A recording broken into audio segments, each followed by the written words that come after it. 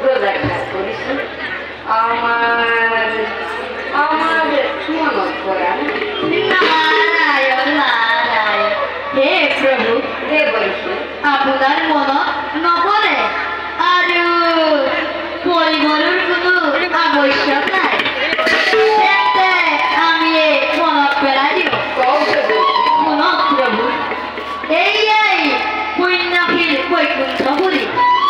পৰম পবিত্ৰ বুলি কয় চলিতবাসীয়ে তেনেস্থলত আপোনাৰ বাক্যৰ শুনা পালো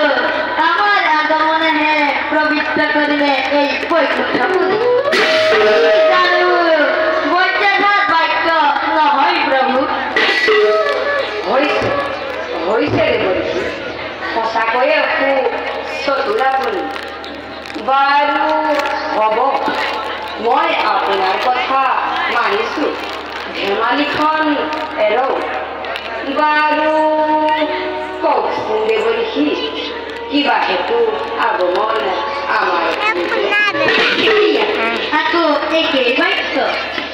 এনেহেন বৈকুণ্ঠপুৰী স্বয়ং সৃষ্টিৰ অধিকাৰীৰ সন্মুখত এই নিকিন্নাৰদে কি ধেমালি অৱতাৰণা কৰিব প্ৰভু আপুনি কৈছে যেতিয়া কওক এবাৰ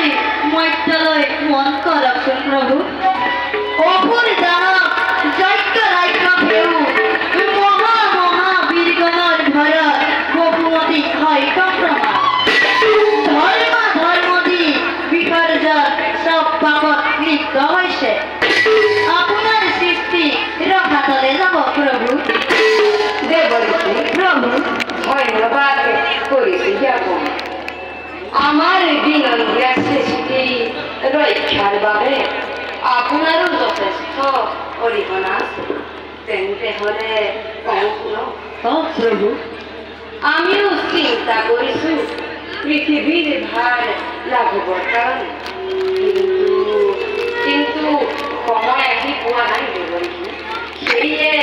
অপেক্ষা কৰি আছোঁ কেতিয়া সময় আহিব প্ৰভু আমাৰ